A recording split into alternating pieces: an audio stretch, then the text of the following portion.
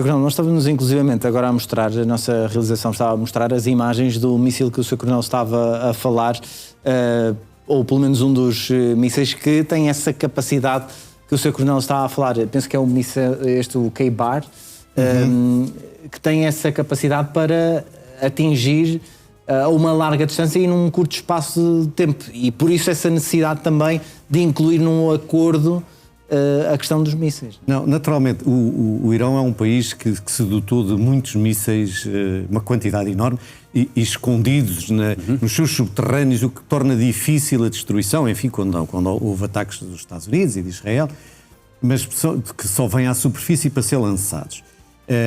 E também tem muitos drones, portanto é um país, aliás, fornece-os à Rússia também.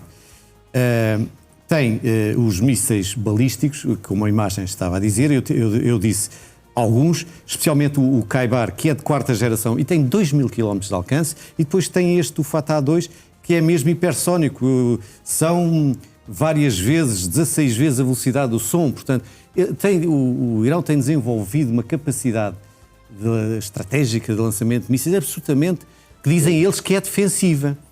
Mas, portanto, é um país que realmente não é só para Israel, mas também para os outros países árabes, é uma ameaça constante em toda aquela zona. E tem também os mísseis cruzeiros, um deles é o Sumar, que tem 3.000 km também de alcance. Agora, tem algumas... isto são mísseis para atacar fundamentalmente Israel, tem também a sua defesa aérea, a sua capacidade foi muito debilitada, os S-300, os Bavar e outros sistemas foram muito destruídos por Israel. Israel, praticamente, quando fez os 2 ataques, fez 3 ao Irão, conseguiu com a sua aviação ocupar todo o espaço aéreo do Irão praticamente e não ser atingido. Não houve nenhum avião que fosse atingido, nenhuma aeronave fosse atingida. E, portanto, dominou todo o espaço aéreo. O Irão tem, de facto, nos seus mísseis a sua grande força, como tem com o corpo de guardas revolucionários, enfim, porque tem um número muito grande de efetivos e tem uma força aérea muito fraca, muito relativamente fraca, uma marinha também muito debilitada, e é aqui a sua grande componente. É a componente destes mísseis. E porquê? Porque podem... Repare, Israel tem 21.643 km². É mais pequeno que o Alentejo. 75 vezes menor que o Irão. Portanto, exatamente. Um mini Está a ver o que é país. estes lançamentos às dezenas de mísseis num território tão pequeno. É natural que este território tão pequeno, que muitas vezes no mapa não se consegue ver quando ele tem uma determinada escala, esteja atemorizado com estes mísseis. E estes mísseis têm este propósito, que é o ataque direto ao Estado de Israel, se bem que possa também amedrontar outros países, enfim, já houve casos na Arábia Saudita, enfim, que são inimigos declarados também do Irão. O objetivo era chegar à paz. O que podíamos aqui conversar era dizer a redução do nuclear é importante, o Irão deixaria de ser uma potência que tivesse nuclear com fins ofensivos, com fins militares ofensivos, podia ter... a Arménia vai ter nuclear hoje, foi o vice-presidente dos Estados Unidos esteve hoje na Arménia a fazer um acordo nuclear, mas é nuclear para fins pacíficos, para fins de energia. E, portanto, não é o caso aqui do Irão. O Irão debate-se agora com estas negociações, naturalmente vai dizer que não recua na questão do nuclear, só para nos lembrarmos, quando foi em 2015 a negociação sobre a redução do nuclear e sobre a capacidade de aumentar o nuclear, estava em 3,67% de enriquecimento do urânio. O urânio agora tem 400, à volta de 440 quilos a 60%, que para passar para 90% e fabricar 9 armas nucleares já é preciso muito pouco. Portanto, nunca respeitou aquilo que foi a Agência Internacional de Energia Nuclear. Portanto, nós estamos aqui nós também temos que perceber que o Irão tem os seus objetivos, tem a sua estratégia. E isso tudo bem. Agora, essa estratégia não pode ser um destabilizador mundial, porque já chega de... E é o que está a acontecer neste momento. Já há muitos anos que é. Só que agora o Irão está muito debilitado. Eu penso que quer os Estados Unidos, quer Israel perceberam que ou há agora uma ação diferente, ou mais para a frente o Irão tenderá a restabelecer a sua economia, porque a sua economia está também muito fragilizada pelas sanções que os europeus enfim, vão fazendo. E também, só para terminar, José Pedro, porque agora me esqueci-me dessa parte, repare, o que é que a União Europeia fez? Declarou que o corpo de guardas da Revolução Iraniana são terroristas. E a União Europeia declarou isso. E pronto. E resolveu o seu problema e está tranquila, sentada, porque não aconteceu mais nada. Eles são terroristas, mas repare, se o corpo de guardas revolucionários são terroristas, eles são a parte fundamental do Estado. Eles são que dominam o Estado iraniano. Logo, o Estado iraniano seria terrorista. E, portanto, a política europeia resolveu o problema assim. Nós declaramos-nos terroristas, sentamos-nos aqui bem, pronto. Já fizemos. Não falamos com terroristas, portanto. Pronto, e resolveu o problema. Dessa forma. Vamos avançar, olhar para a Ucrânia. Professor Eduardo, Zelensky disse que os Estados Unidos queriam resolver a guerra até junho. Hoje veio um embaixador da NATO, dos Estados Unidos, na NATO, dizer que, de certa forma, contrariar estas declarações de Volodymyr Zelensky. De que forma é que podemos... Há aqui alguém que está a mentir ou pode haver aqui duas meias verdades? Eu diria que é um tema. No fundo, Zelensky diz que os Estados Unidos assumiram que deveria haver um acordo até junho ou até julho. O embaixador veio dizer que não foram os Estados Unidos que assumiram, portanto, no fundo, vem de algum modo retirar responsabilidade aos Estados Unidos por esse deadline e dizer que, no fundo, das eleições intercalares. E dizer que, no fundo, foi Zelensky que determinou. Eu penso que tudo isso é irrelevante. No fundo, Donald Trump, se formos falar de prazos, Donald Trump dizia que resolvia o tema em 24 horas. Portanto, os prazos nesta matéria, nomeadamente quando vêm dos Estados Unidos ou de Zelensky é o maior interessado em terminar com a guerra, pouco significam. Os anúncios de prazos pouco significam. O mais importante é a capacidade que, os Estados Unidos têm de convencer Zelensky a ceder ou não ceder às condições da Rússia, já que a Rússia não vai ceder em frente nenhuma. Portanto, a Rússia continua, no fundo, a atacar de forma muito firme, de forma muito violenta, a abrir a porta para acordos, mas os acordos são com base nas suas condições. Portanto, Zé Pedro, não sabemos exatamente o que é que vai acontecer. Sabemos que os Estados Unidos, que era o principal apoiante há pouco mais de um ano da Ucrânia, são hoje alguém que vira com uma enorme facilidade as costas à Ucrânia, e esta pequena confusão, que não tem significado nenhum, apenas significa que não há, de facto, um respeito mútuo, e esse respeito mútuo está a perder-se entre Zelensky e os americanos e Zelensky, que, aliás, teve o seu primeira grande demonstração e talvez um dos maiores expoentes naquela forma como, obviamente, que Donald Trump e o vice-presidente trataram de uma forma absolutamente inqualificável Zelensky. Sr. Coronel, posso? Pode? Não, eu para dizer que concordo plenamente com o professor Eduardo Correia, não tem absolutamente significado. Não. Porque, aliás, Trump está farto de dar prazo a toda a gente. Já deu prazos, não sei quantos. A Zelensky já deu prazo até... Não contam. Não tem nenhum significado. Matthew Whitaker, que é o embaixador, veio, enfim, devia dizer não, em princípio não. Quer dizer, se alguém falou em junho, era...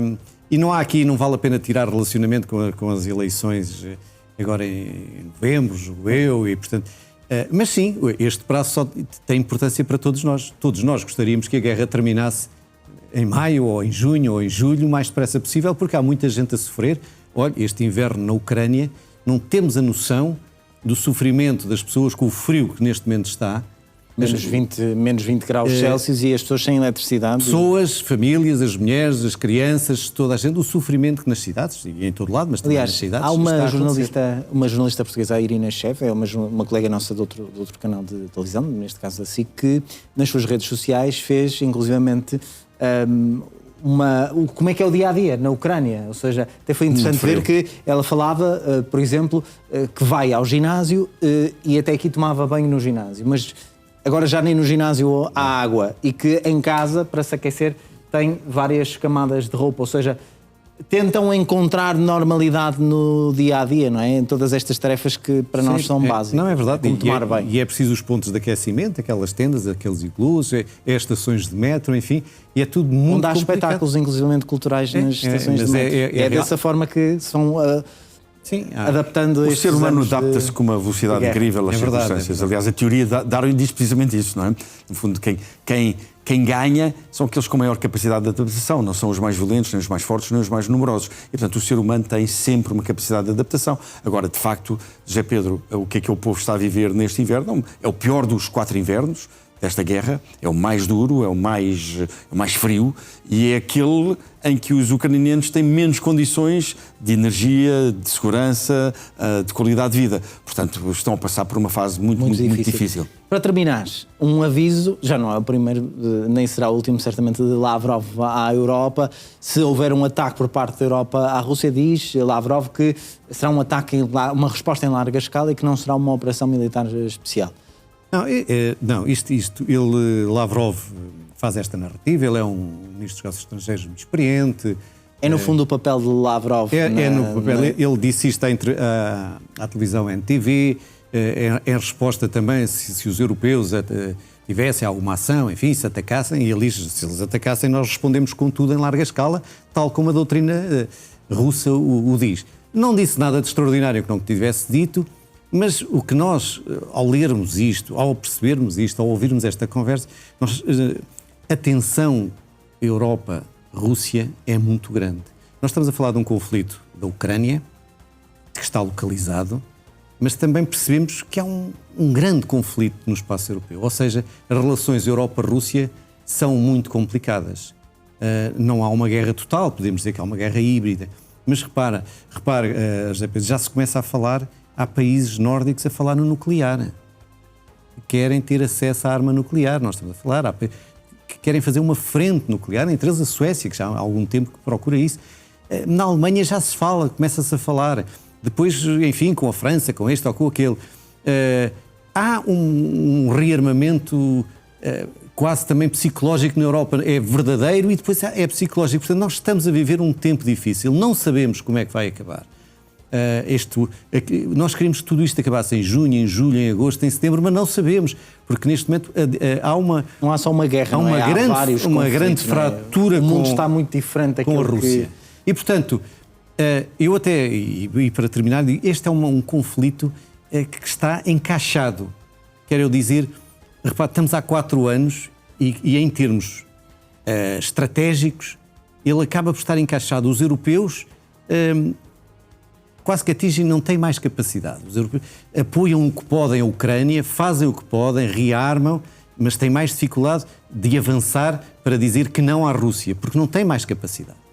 Por outro lado, a Rússia também percebe que chegou àquela linha, avança pouco na Ucrânia e encaixa e não tem mais capacidade de avançar na Ucrânia e muito menos na Europa. A Rússia está muito debilitada. E repare, a Rússia perdeu a Síria, deixou de apoiar a Venezuela, não apoia Cuba, tal como a China.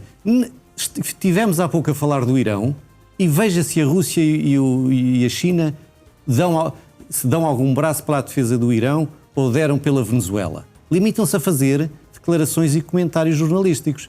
Não foram lá. E, portanto, isso também é um sinal. A Rússia não tem mais capacidade para fazer isso. E, portanto, estão encaixados. E militarmente, a Ucrânia também encaixou na Rússia. Não há avanços de um lado, não há também iniciativa da Ucrânia. Está tudo muito encaixado. O que é que isto quer dizer? Em termos políticos, em termos estratégicos, em termos militares. Quando está tudo muito encaixado, não se sabe quando é que é o fim. É como nos jogos de futebol. Não se sabe exatamente o que vai acontecer. Portanto, o tal junho, o tal julho, a gente não sabe quando é que esta guerra terrível vai terminar. Professores, um comentário a estas palavras de Lavrov que não são novas. Não são novas, essa é a forma de estar da Rússia. Aliás, basta conhecer um bocadinho da história da Rússia, ir a Pedro, ir a Catarina, no fundo há 300, 400, 500 anos atrás, já a Rússia se comportava assim. E, portanto, a Rússia... Apesar de tudo, não sendo novas, importa explicar, porque estas citações são títulos na imprensa e as pessoas paradas hoje em dia num telemóvel com estas citações, mas afinal o que é isto? O que é que aí vem? Não é? Importa explicar também Vamos lá ver. O que é que são estas declarações. O que Vladimir Putin tem estado a fazer sempre que fala da possibilidade de haver tropas NATO na Ucrânia é precisamente dizer aos países europeus e aos países da NATO que atacará, nesse caso, ou seja, considerará que esta é uma forma da Europa e da NATO se estar a envolver num conflito que ele gostaria que fosse só Rússia e Ucrânia. E, portanto, o que Lavrov vai fazer hoje é precisamente isso. Ou seja, dizer, bom, se a Europa, de alguma forma, atacar a Rússia, e, portanto, ou seja, se a Europa, de alguma forma, integrar as forças de defesa da Ucrânia, a Rússia considera que a Europa, a lutar contra a Rússia, portanto, sente-se no direito de responder com toda a firmeza à Europa. E, portanto, é uma declaração, é um aviso, se quisermos, para que a Europa não intervenha com botas no terreno, nem com forças militares na Ucrânia. Não é rigorosamente nada de novo. É, aliás, aquilo que Vladimir Putin há muitos anos tem vindo a reclamar. No fundo, na sequência da queda do Muro de Berlim, o Pacto de Varsóvia desfez e a NATO foi avançando as suas fronteiras para junto da Rússia. Obviamente, é preciso conhecer a história. A história da Rússia não permite isso. Ou seja, os russos têm, ao longo da história, sido invadidos várias vezes. E, portanto, aquilo que Putin reclama é que a Europa, a NATO, quer de alguma forma controlar a política e a geopolítica e os interesses da Rússia. E, portanto, o que a Rússia está a fazer é armar-se e, no fundo, ameaçar a Europa, porque, se olharmos para o mapa, nós temos dois países que devem estar todos os dias a tremer, que é a Letónia e a Estónia, que são mini-países, que pertencem à União Europeia, que estão muito mais próximos de Leningrado, aliás, de São Petersburgo, do que de qualquer outro centro europeu de referência, e, portanto, a possibilidade, no fundo, da escalada deste conflito tem como primeiras vítimas, evidentemente, isso será uma enorme facilidade, estamos a falar de pequenos países, a Letónia e a Estónia, que aí sim a Europa ver-se-á obrigada a intervir. Portanto, é melhor irmos pondo alguma água na fervura, tentar encontrar uma base de equilíbrio para a Ucrânia, para que este conflito efetivamente não alastre. Muito bem. Professor Eduardo, Sr. Coronel Teodoro Caetano de Sousa, obrigado pela presença, pela análise. Obrigado.